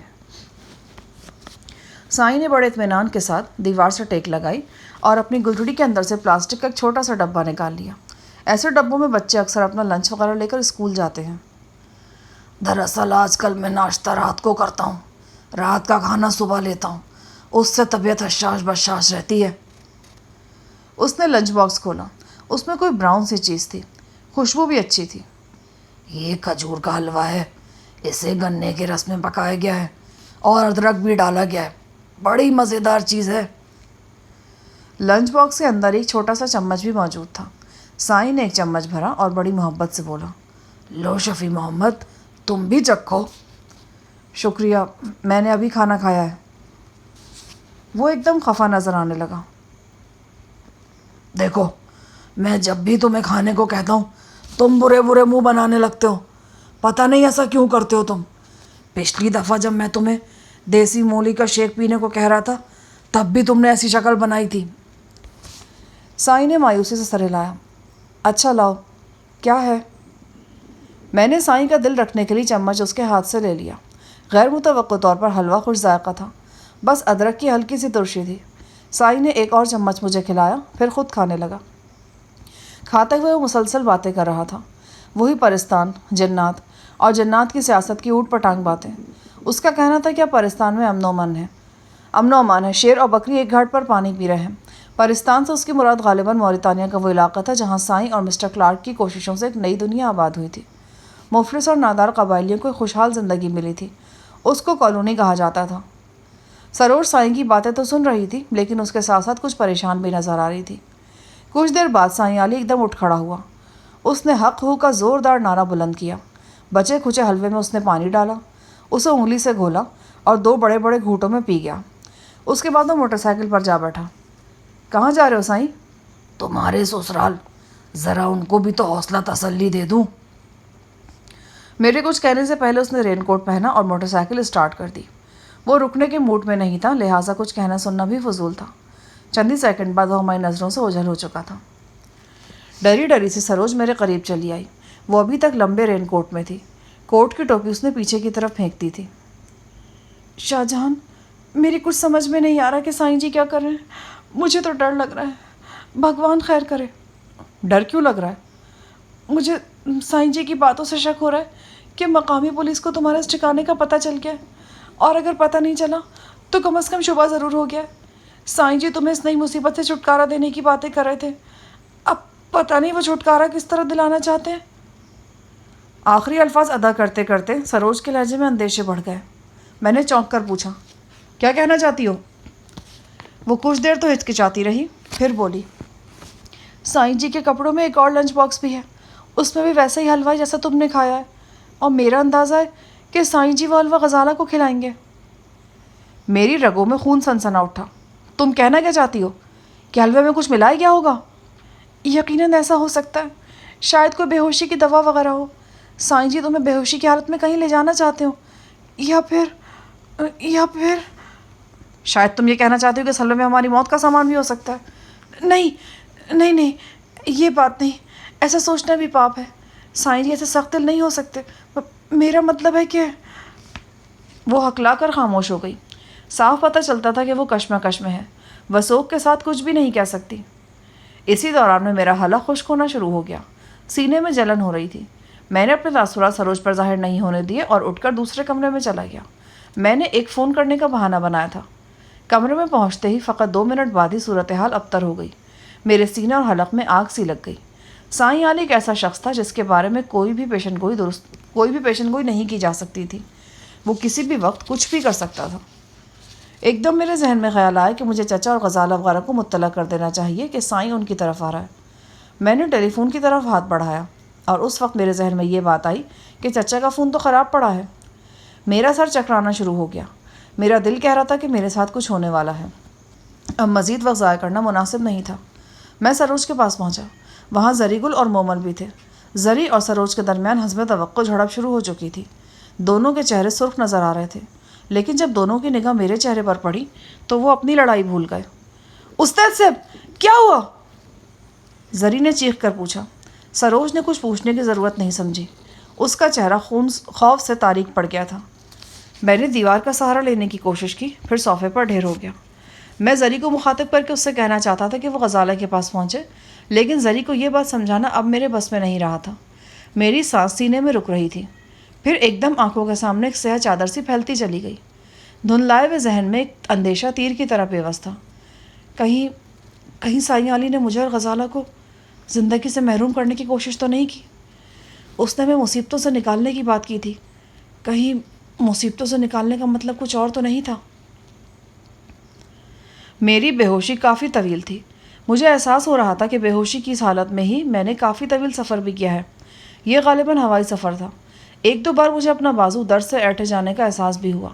ایک بار یوں لگا جیسے میرے نتنوں میں اسپرٹ کی بو گھسی جا رہی ہے۔ پھر انجیکشن کی تکلیف محسوس ہوئی۔ کسی وقت دور افتادہ آوازیں میرے کانوں میں پڑتی تھیں۔ میرے ذہن کے کسی دور دراز گوشے میں غزالہ کا خیال بھی تھا۔ سرخ لباس میں لپٹی ہوئی غزالہ، وہ حجلہ عروسی میں بیٹھی تھی۔ اس کے ہاتھوں پر مہندی رچی تھی، اس کی کلائیوں میں ہفت رنگ چوڑیاں تھیں، آنکھوں میں رنگین خوابلیوں میری طرف دیکھ رہی تھی۔ کب آئیں گے آپ؟ میں قریباً 72 گھنٹے بعد اپنے مکمل ہوش و حواس میں واپس آیا تھا۔ سب سے پہلے میری نگاہ چھت پر پڑی۔ چھت پر رنگدار نقش و نگار بنے تھے۔ یہ چھت میری کچھ دیکھی بھالی سی تھی۔ کہاں دیکھی تھی میں نے یہ چھت؟ کب دیکھی تھی؟ میں نے اپنے آپ سے پوچھا۔ اس کے ساتھ ہی جو دوسرا احساس مجھے ہوا وہ یہ تھا کہ میں بہت دیر بعد اپنے حواس میں آیا ہوں اور اس جگہ سے بہت فاصلے پر ہوں جہاں بے ہوش ہوا تھا۔ بے ہوش ہونے سے پہلے کے سارے حالات نے ایک دم دماغ پر یورش کر دی۔ میں نے اٹھ کر بیٹھنے کی کوشش کی اور اس کوشش میں کامیاب ہو گیا۔ میں ایک کشادہ کمرے میں تھا۔ میرے سامنے پرانی طرز کے صوفے تھے اور میں خود ایک نواڑی پلنگ پر تھا۔ یہ انگلینڈ تو ہرگز نہیں تھا، یہ پاکستان تھا، اور پاکستان کا بھی کوئی دیہاتی علاقہ تھا شاید یہ۔ مجھے اپنے ارد گرد مانوس بوباس محسوس ہو رہی تھی۔ میں نے دیکھا نیم تاریکی میں میرے عین سامنے سائیں علی بیٹھا تھا۔ وہ حسب عادت فرش پر آلتی پالتی مارے بیٹھا تھا۔ روشن دان سے آنے والی دھوپ اس کی گلے کی گھنٹی پر منعکس ہو رہی تھی۔ سائی، میں کہاں ہوں اور باقی لوگ کہاں ہیں؟ وہ سب بھی یہاں پہنچنے والے ہیں اور کچھ پہنچ بھی چکے ہیں۔ باقی رہا یہ سوال کہ تم کہاں ہو، تو اس بارے میں خود غور کرو۔ میں نے ایک بار پھر چونک کر در و دیوار کو دیکھا۔ میرے ذہن میں پھلجھڑیاں سی چھوٹ رہی تھیں۔ کچھ یاد آ رہا تھا، کچھ محسوس ہو رہا تھا۔ یہ تو میری دیکھی بھالی جگہ تھی، یہاں تو میں نے آنکھ کھولی تھی، یہاں تو میرا بچپن گزرا تھا، یہاں غزالہ ملی تھی، یہاں باغوں میں جھولے پڑے تھے، یہاں برساتوں میں دھومیں مچائی تھیں، یہاں جاڑوں کی سنہری دھوپ میں آنکھ میں چولی کھیلی تھی۔ یہ تو میرا جل کوٹ تھا، میرا گھر، میری حویلی، میرے در و دیوار۔ میں اٹھ کھڑا ہوا۔ میں نے بے قراری سے چاروں طرف دیکھا۔ ہاں، یہی وہ رنگین شیشوں والی کھڑکی تھی جس کے سامنے بیت کی کرسی پر بیٹھ کر میں ہوم ورک کیا کرتا تھا۔ اور یہاں وہ قالین تھا جس پر ننھی شفتہ اوندھی سیدھی لیٹ کر پرندوں اور پھولوں کی تصویریں دیکھا کرتی تھی۔ پھر ایک دم میرے ذہن میں جھماکا سا ہوا۔ مجھے لگا کہ ابھی کمرے کا کونا سال دروازہ کھلے گا اور امی جان ہاتھ میں دودھ کے 2 گلاس لیے نمودار ہوں گی۔ اٹھو بچوں، پہلے دودھ پی لو، اٹھو شاباش۔ نہیں امی، میں نے نہیں پینا۔ ننھی شفتہ کی آواز میرے کانوں میں گونجی۔ 20 برسوں کا فاصلہ طے کر کے امی کی آواز میرے کانوں سے ٹکرائی۔ نہیں بیٹا، ضد نہیں کرتے، اس سے ہڈیاں مضبوط ہوتی ہیں، دماغ روشن ہوتا ہے۔ دیکھو، جہانی دودھ پیتا ہے نا، یہ شیر بن جائے گا، اور میری بیٹی کمزور سی بلی رہ جائے گی۔ لیکن امی… ٹھیک ہے، میں تمہارے ابو کو آواز دیتی ہوں۔ امی نے دروازے کی طرف منہ کر کے آواز دینے والا انداز بنایا۔ شفتہ نے جھپٹ کر گلاس پکڑ لیا۔ یہ پورا منظر 2-3 سیکنڈ کے مختصر وقفے میں ذہن میں گھوم گیا، اور یہ کوئی ایک منظر نہیں تھا۔ ایسے سینکڑوں منظر تھے جو قطار اندر قطار میرے ذہن کی طرف دوڑے چلے آ رہے تھے۔ مختلف آوازیں تھیں، مختلف واقعات تھے۔ مجھے لگ رہا تھا کہ میں کوئی انہونا سپنا دیکھ رہا ہوں۔ میں نے گھوم کر سائیں کی طرف دیکھا۔ وہ اسی طرح اطمینان سے بیٹھا ہوا تھا۔ میں یہاں کیسے آیا سائی؟ باقی سب لوگ کہاں ہیں؟ اور غزالہ کہاں ہے؟ میں نے بلند آواز میں پوچھا۔ سائیں کے میلے کچیلے چہرے پر ایک شریر سی مسکان تھی۔ اچانک مجھے اندازہ ہوا کہ میں کسی زبردست سرپرائز کی زد میں ہوں۔ یہی وقت تھا جب کمرے کا دروازہ دھماکے سے کھلا اور لڑکیوں کا ایک جتھا ہلہ بول کر اندر گھس آیا۔ رنگ برنگے لباسوں والی یہ لڑکیاں چہکتی چڑیوں کی طرح شور مچاتی میری طرف بڑھیں۔ ان لڑکیوں میں سب سے آگے ایک ایسی لڑکی تھی جسے دیکھ کر میرے جسم و جان کی ساری توانائی میری آنکھوں میں سمٹ آئی تھی۔ کچھ دیر کے لیے تو میں جیسے سانس لینا بھی بھول گیا تھا۔ میری نظریں میری پیاری بہن شفتہ پر تھیں۔ وہ زرد لباس میں تھی، چمکیلی زرد اوڑھنی پر ستارے تھے اور ان ستاروں نے شفتہ کے چاند چہرے کو گھیر رکھا تھا۔ وہ ایک خوش رنگ پرندے کی طرح اڑتی ہوئی میری طرف آئی اور لپٹ گئی۔ میں اس کے سر پر بوسے دیتا چلا گیا۔ اس کی آنکھیں ساون کی بارش کی طرح برس رہی تھیں۔ بدن خوشی اور جذبات کی شدت سے لرز رہا تھا۔ بھیا بھیا کہاں چلے گئے تھے؟ وہ بولتی ہی چلی جا رہی تھی۔ شفتہ کو میں نے آخری بار لاہور ایئرپورٹ پر دیکھا تھا۔ وہ نقاب میں تھی، ساہی صاحب کے ساتھ مجھے ویلکم کرنے کے لیے آئی تھی، لیکن اس کے ہاتھوں میں پھولوں کے ہار اس کے ہاتھوں میں ہی سوکھ کر رہ گئے تھے۔ مجھے اور زری کو پکڑ لیا گیا تھا۔ بعد ازاں پاکستان میں ہوتے ہوئے بھی اپنوں سے بہت دور چلے گئے تھے۔ اب میں آپ کو کہیں نہیں جانے دوں گی بھیا، وہ مجھے باہوں میں جکڑتے ہوئے بولی۔ ایک دم ہمارے سروں پر بجلی کے پنکھے نے گردش کی اور گلاب کی ڈھیروں پتیاں ہمارے سروں پر نچھاور ہونے لگیں۔ لڑکیوں کے شور و غل میں شفتہ کی جذباتی سرگوشیاں دب کر رہ گئیں۔ لڑکیوں نے مجھے کھینچ کر ایک مسند پر بٹھا دیا اور وہ سارا ہنگامہ شروع ہو گیا جو مہندی اور اپٹن وغیرہ کی رسموں پر ہوتا ہے۔ فقرے بازی، کھینچا تانی، مہندی کی لیپا پوتی، شریر لڑکیوں کا ایک دوسرے کے پیچھے بھاگنا۔ اس ہنگامے سے جان چھڑا کر میں کمرے سے باہر نکلا تو اپنی آبائی حویلی اپنی پوری آن بان کے ساتھ میری آنکھوں کے سامنے تھی۔ میں دیکھتا رہ گیا۔ یہ رات کا وقت تھا۔ ہمارا حویلی نما مکان قمقموں سے روشن تھا۔ ہر طرف چہل پہل اور رنگینی تھی۔ پکوانوں کی خوشبو نتنوں میں گھسی جا رہی تھی۔ کہیں پاس کے کمرے سے ڈھولک بجنے کی آواز آ رہی تھی۔ یہ سب کیسا ہے علی؟ تم کہاں لے آئے ہو مجھے؟ میں کیسے آیا یہاں پہ؟ جنات کے لیے کچھ بھی ناممکن نہیں ہوتا شفیع محمد۔ جنات کی رفتار بہت تیز ہوتی ہے، اور اگر جنات اپنے طیارے میں سفر کرے نا تو پھر اس کی رفتار کتنی تیز ہوتی ہوگی، اس کا اندازہ تم خود ہی لگا لو۔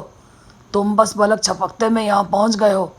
وہاں لندن میں کچھ برے جنات نے شیطانوں کے ساتھ مل کر تمہیں زنجیریں ڈالنے کا ارادہ کیا تھا۔ میرے ایک جاسوس جن نے مجھے وقت سے پہلے بتا دیا تھا۔ بس میں نے تمہارا اور تمہارے ساتھیوں کا انتظام کر دیا۔ تمہیں اور غزالہ کو وہاں سے پہلے نکالا، بعد میں دوسروں کو بھی نکال لیا گیا۔ اچانک کوئی تیزی سے آیا اور مجھ سے لپٹ گیا۔ یہ صفدر تھا، میرا پرانا یار، میرا راستہ، میرا جانے جگر۔ ہم دیر تک بغل گیر رہے۔ صفدر میرا چہرہ نہیں دیکھ سکتا تھا، لیکن اس کے ہاتھ میرا چہرہ دیکھ رہے تھے۔ وہ لرزتی انگلیوں سے میرے خد و خال ٹٹول رہا تھا۔ اس کی آواز میں لرزش تھی اور منہ سے خوشی و شادمانی کے پھول جھڑ رہے تھے۔ صفدر، یہ کیا ہنگامہ ہے یار؟ میرا اشارہ حویلی کی صورتحال کی طرف تھا۔ یہ آپ کی شادی کا ہنگامہ ہے جناب۔ ٹھیک 10 دن بعد غزالہ دلہن بن کر آپ کے گھر آ رہی ہے۔ کہاں ہے غزالہ اور چچا اور زری وغیرہ؟ غزالہ، چچا اور چچی اپنے گھر میں ہیں، ان کے ہاں بھی مہمانوں کی بھرمار ہے۔ زری آپ کے لارسی ساتھی مومل کو اپنے ساتھ اپنے گھر لے گیا ہے۔ آپ جناب قریباً 24 گھنٹے پہلے یہاں پہنچے ہیں، اور شاید یہ بات آپ کے لیے حیرت کا باعث ہو کہ لندن سے استنبول تک کا سفر آپ نے ایک پرائیویٹ طیارے میں کیا ہے، وہاں سے ایک دوسرے چارٹر طیارے کے ذریعے آپ پاکستان پہنچے ہیں، اور شاید آپ کے لیے یہ بات بھی حیرت کا باعث بنے کہ آپ کی شادی مبارک انتظامات آپ کے پاکستان پہنچنے سے پہلے شروع ہو چکے تھے۔ لیکن یہ سب ہوا کیسے؟ کس نے کیا؟ اس سے پہلے کہ صفدر جواب میں کچھ کہتا، سائیں نے نعرہ لگایا اور بولا، ہم دونوں نے کیا، اور کس نے کیا؟ بس اوپر والے نے مدد کی اور ہم نے کر دیا۔ میرے ساتھی کو تم بہت اچھی طرح جانتے ہو، وہ امریکن جن ہے، لیکن یہ نہ سمجھنا کہ بدماش ہے، بڑا بھلا مانس ہے اور کوئی عام جن بھی نہیں، ایک دم ارب پتی ہے، ارب پتی۔ امیر ہونے کے باوجود بڑی انسانیت ہے اس جن میں اسے بہت پسند کرتا ہوں۔ سائیں جی مسٹر جی کلارک کی بات کر رہے ہیں۔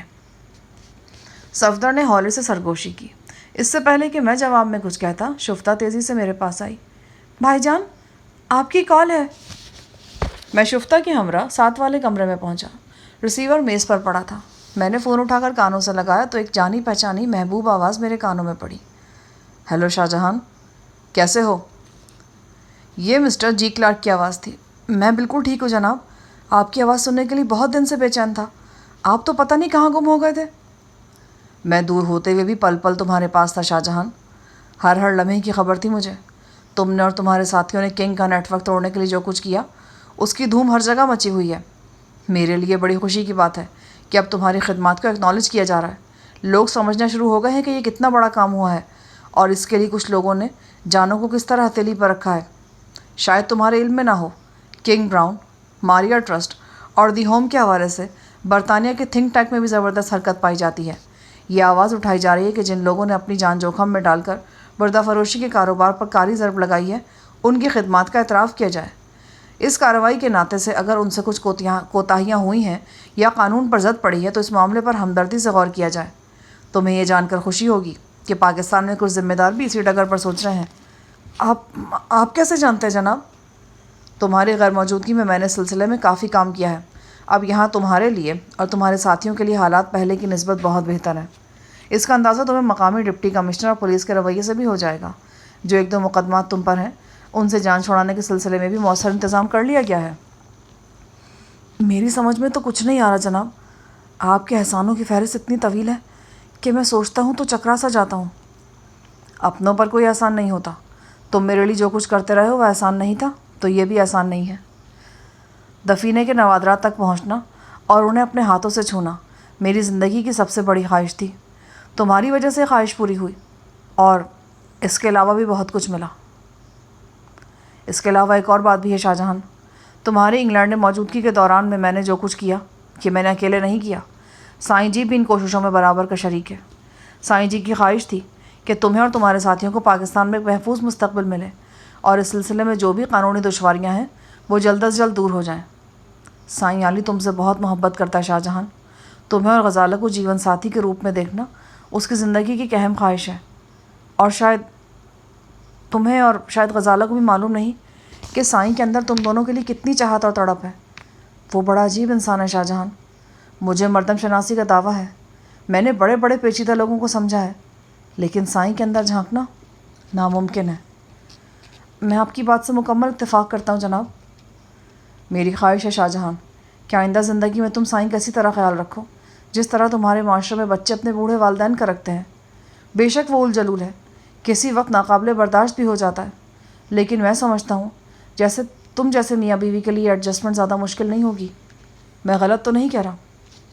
آپ بالکل درست فرما رہے ہیں جناب، لیکن ہو سکتا ہے سائیں صاحب ہماری رائے سے اتفاق نہ کریں۔ سائیں کے اندر ایک سیلانی روح ہے جو انہیں اڑائے پھرتی ہے۔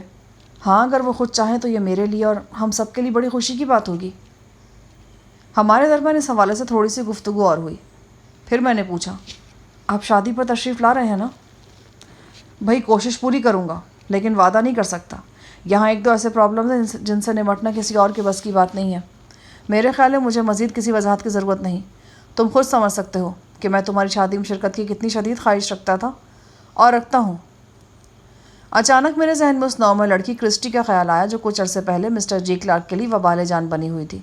وہ ان سے قریباً 40 برس چھوٹی تھی، لیکن ان سے شادی کرنے پر تلی ہوئی تھی۔ میرے دل میں آیا کہ کلارک صاحب سے کرسٹی کی موجودہ صورتحال کے بارے میں پوچھوں، لیکن پھر جھجک سی آڑے آ گئی۔ میں نے یہ تذکرہ مناسب نہیں سمجھا۔ اس بات کا پتہ مجھے اگلے روز صفدر کی زبانی چلا کہ اس لڑکی نے مسٹر کلارک کو زیر کر کے چھوڑا ہے۔ اس فتنہ سامہ کی مسلسل دھمکیوں اور خودکشی کی کوشش کے بعد مسٹر کلارک نے اس سے شادی کر لی ہے۔ صفدر نے بتایا کہ حیرت انگیز طور پر وہ شادی کے بعد بالکل سدھر گئی ہے اور اب ایک بچے کی ماں بھی بننے والی ہے۔ کلارک صاحب اسی کی وجہ سے آج کل اپنی کئی نہایت اہم مصروفیات ترک کرنے پر مجبور ہیں۔ مسٹر کلارک کی گفتگو ختم کرنے کے بعد میں نے کمرے کی کھڑکی کھول کر دیکھا۔ دل میں یادوں کے کئی شگوفے کھل گئے۔ یہی کھڑکی تھی جسے میں کھولتا تھا تو کچھ فاصلے پر غزالہ کا گھر دکھائی دیتا تھا۔ ان کا گھر قدرے بلندی پر تھا۔ اس گھر کی روشن کھڑکیاں مجھے بہت بھاتی تھیں۔ اس کی وجہ یہ تھی کہ ان کھڑکیوں میں مجھے غزالہ حرکت کرتی نظر آتی تھی۔ میرا دل چاہا کہ آج میں پھر یہ کھڑکی کھولوں۔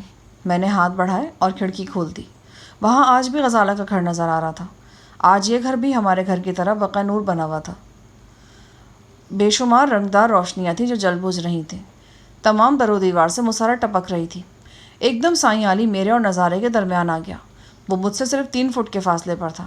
اس نے اپنے دونوں ہاتھ اٹھا رکھے تھے اور ناچ رہا تھا۔ یہ مسرت کا رقص تھا۔ قصبے کے کچھ لڑکے والے بھی سائیں کے گرد ناچنے لگے تھے۔ پھر مجھے ان میں زری گل بھی نظر آیا۔ اس کی کلائیوں میں پھولوں کے گجرے تھے، سر پر گول ٹوپی تھی، آنکھوں میں سرما تھا، گھیردار شلوار کے نیچے چمکتی پشاوری چپل اور ہاتھوں میں سرخ رومال۔ زری کا رقص والہانہ تھا۔ پھر میری نگاہ قریشی پر پڑی۔ زری اسے بھی کھینچ کر رقص کرنے والوں کے درمیان لے آیا تھا۔ وہ پکار کر بولا، آپ نے استاد صاحب کا شادی ہے، آپ بھی نہ ناچے گا تو پھر کب ناچے گا؟ قریشی نے بھی اپنے لہیم شہیم جسم کو حرکت دی اور زری کا ساتھ دینے لگا۔ ڈھول کی آواز دھماکہ خیز ہو گئی۔ ناچنے والے ہوش و خرچ سے بیگانہ ہو کر ناچنے لگے۔ اچانک مجھے محسوس ہوا کہ کچھ کمی سی ہے، کوئی خلا سا ہے۔ ہاں، صفدر کہاں ہے؟ وہ شخص کہاں تھا جسے اس رونق کو چار چاند لگانا تھا، جسے ان خوشیوں کو دوبالا کرنا تھا؟ کہاں تھا وہ؟ میں دائیں بائیں اسے تلاش کرنے لگا۔ شفتہ نے مسکراتے ہوئے اپنی پہلی شرارت کی۔ آج وہ آپ کو نظر نہیں آئیں گی، بلکہ اگلے 8-10 دن تک نظر نہیں آئیں گی۔ وہ غزالہ کی بات کری تھی۔ نہیں، میں صفدر کو ڈھونڈ رہا ہوں۔ صفدر بھائی؟ وہ تو شاید اوپر تھے۔ شفتہ نے چھت کی طرف اشارہ کیا۔ اس سے پہلے کہ وہ کچھ اور کہتی، میں اپنی جانی پہچانی سیڑھیاں چڑھتا ہوا اپنی جانی پہچانی چھت پر پہنچ گیا۔ صفدر ایک گوشے میں آرام کرسی پر بیٹھا تھا، انگلیوں میں سگریٹ دبا ہوا تھا۔ سامنے میز پر ٹرانزسٹر ریڈیو پڑا تھا۔ وہ کرکٹ میچ کی رننگ کامنٹری سن رہا تھا۔ میں 10-15 قدم کے فاصلے پر کھڑا خاموشی سے اس کا چہرہ دیکھتا رہا۔ اس کے بالوں کی 2 لٹیں اس کی فراق پیشانی پر جھول رہی تھیں۔ جب سے ویرا نے اس سے بے وفائی کی تھی، وہ خاموش سا ہو گیا تھا۔ ویرا طوفان کی طرح اس کی زندگی میں آئی اور آندھی کی طرح نکل گئی۔ موریتانیہ میں جھیلزار کے کناروں پر صفدر کو چند ناقابل فراموش راتوں کا ساتھ دے کر وہ اس کی نگاہوں سے اوجھل ہو گئی تھی اور پھر پلٹ کر نہیں دیکھا تھا۔ پتہ نہیں وہ زندہ بھی تھی یا نہیں۔ مجھے موریتانیہ کے وہ شب و روز آج بھی بھلائے نہیں بھولتے تھے جب صفدر ویرا کی جدائی میں ماہی بے آب کی طرح تڑپا تھا۔ وہ نیم پاگل ہو گیا تھا۔ قیامت کے ان دنوں میں کئی بار مجھے ایسے بھی محسوس ہوا کہ صفدر کو میں ہمیشہ کے لیے کھو دوں گا، لیکن پھر صفدر کی بے پناہ اندرونی توانائی اس کے کام آئی اور وہ بتدریج سنبھلنا شروع ہو گیا تھا۔ اب ان واقعات کو ایک عرصہ گزر چکا تھا، لیکن پھر بھی صفدر پوری طرح سنبھل نہیں پایا تھا۔ کسی وقت ہم سب کی گفتگو میں موریتانیہ، کنگ براؤن اور ماریا ٹرس کا ذکر آتا تو صفدر کے چہرے کا رنگ بدل جاتا۔ مجھے صاف محسوس ہوتا جیسے کرب کی ایک بلند و بالا لہر سے جھنجھوڑ کر رکھ دیا ہے۔ کیا بات ہے صفدر، تم یہاں بیٹھے ہو؟ بس یوں ہی، تھوڑی دیر کے لیے آیا تھا۔ انڈیا اور آسٹریلیا کے درمیان بڑا زبردست ون ڈے ہو رہا ہے۔ اس نے خوش نظر آنے کی بھرپور کوشش کرتے ہوئے کہا۔ میں نے ریڈیو بند کر کے ایک طرف رکھ دیا، پھر اس کا ہاتھ تھامتے ہوئے بولا، صفدر، تمہیں پتہ ہے ہم نے آج تک ایک دوسرے سے کچھ نہیں چھپایا، ہمیں اب بھی نہیں چھپانا چاہیے۔ میں سمجھا نہیں شاہ جہاں صاحب۔ تمہیں یاد ہے نا، ہم نے اکٹھے مل کر کچھ خواب دیکھے تھے، ان میں خواب یہ بھی تھا کہ ہم زندگی کی اہم خوشیاں ایک ساتھ دیکھیں گے۔ شاید آپ کی مراد شادی کی خوشی سے ہے۔ ہاں، ہم نے سوچا تھا غزالہ اور انجم ایک ساتھ دلہن بنیں گی۔ شاید آپ کو معلوم نہیں، وہ ایک ساتھ ہی تو دلہن بن رہی ہیں۔ آج غزالہ کی طرح انجم نے بھی زرد جوڑا پہن رکھا ہوگا، وہ چچا جلیس کے گھر میں ہی ہے۔ یہ میرے لیے ایک واقعی خوشکن انکشاف تھا۔ تم غلط تو نہیں کہہ رہے؟ 100% درست کہہ رہا ہوں جناب۔ پھر اس نے اداس لہجے میں کہا، فرق صرف اتنا ہے کہ انجم کا دلہا میں نہیں ہوں۔ میں صفدر کا منہ دیکھتا رہ گیا۔ اس کے چہرے پر غم و یاس کی عجیب سی کیفیت تھی۔ کتنی ہی دیر ہم دونوں کے درمیان گمبھیر خاموشی طاری رہی۔ اس خاموشی میں بس ڈھولک کی آواز تھی اور لڑکیوں کے دور افتادہ قہقہے تھے۔ یہ قہقہے گھر کی نچلی منزل سے بلند ہو رہے تھے۔ شوق دیہاتنوں کی کوئی ٹولی مل کر گا رہی تھی۔ صفدر، یہ تم نے کیا کیا؟ وہی جو کرنا چاہیے تھا۔ انجم میرے بچپن کی محبت تھی، لیکن پتہ نہیں کب، کیسے اور کیوں یہ محبت ویرا کی محبت میں ڈھل گئی۔ میں نے انجم سے بے وفائی کی اور ویرا کا ہو گیا۔ میرا سب کچھ ویرا کا ہو گیا اور ویرا نے سب کچھ مجھے سونپ دیا۔ جھیلزار کے کنارے بے وفائی اور محبت کی وہ کہانی تو آپ بھی نہیں بھولے ہوں گے جناب۔ وہ ایک اچانک واقعہ تھا صفدر، یوں سمجھ لو طوفانی جذبہ تھا۔ وہ انجم سے بے وفائی نہیں تھی، وہ بے وفائی ہی تھی جناب۔ میرے لیے ممکن نہیں کہ ویرا کو کھو کر اب میں ایک بار پھر انجم سے محبت کا ڈھونگ رہ جاؤں۔ اب یہ ڈھونگ ہی تو ہوگا، ساری زندگی انجم ایک جھوٹ کے سائے میں جیے گی، اور میں پچھلے چند مہینوں میں نے اس بارے میں بہت سوچا جناب، اور آخر اس فیصلے پر پہنچا ہوں کہ انجم کی خواہش کے باوجود میں انجم کی زندگی میں داخل نہیں ہو سکتا اور نہ ہی داخل ہونے کے قابل ہوں۔ اس کے بعد میں نے انجم کو سمجھانا بجھانا شروع کیا یہ ایک بہت طویل عمل ثابت ہوا، لیکن خوشی یہ ہے کہ مجھے اس میں ناکامی نہیں ہوئی۔ اور آج صورتحال یہ ہے کہ انجم اپنے بچپن کے ساتھی اپنے چچا زاد محسن لطیف کی شریک حیات بننے جا رہی ہے۔ یہ تم نے کیا ہے؟ بس جناب، جو ہونا تھا وہ ہو گیا، اب اس بارے میں سوچنے کا کوئی فائدہ نہیں، اور جو ہوا اچھا ہی ہوا۔ محسن کی صورت میں انجم کو ایک محبت کرنے والا خوبرو شوہر مل رہا ہے، اور مجھے یہ خوشگوار احساس مل رہا ہے کہ میں نے زندگی کی پہلی سب سے بڑی غلطی کرنے کے بعد زندگی کی دوسری سب سے بڑی غلطی نہیں کی۔ میں صفدر کی طرف دیکھتا چلا گیا۔ تاریک شیشوں والی اینک کے پیچھے اس کی بے نور آنکھوں میں نہ جانے کون سا جذبہ تھا۔ نیچے لڑکیوں کی ایک ٹولی کورس کی شکل میں گانا گا رہی تھی۔